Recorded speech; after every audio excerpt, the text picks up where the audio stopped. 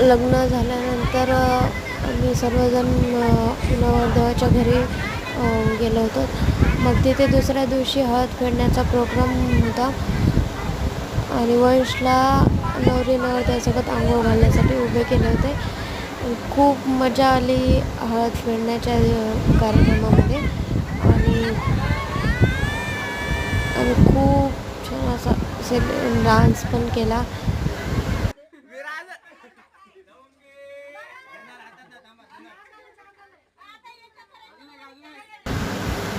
आणि डान्सचा पण व्हिडिओ आहे, तो पण शेअर करणार आहे. या व्हिडिओला लाईक, शेअर आणि सबस्क्राईब करायला विसरू नका.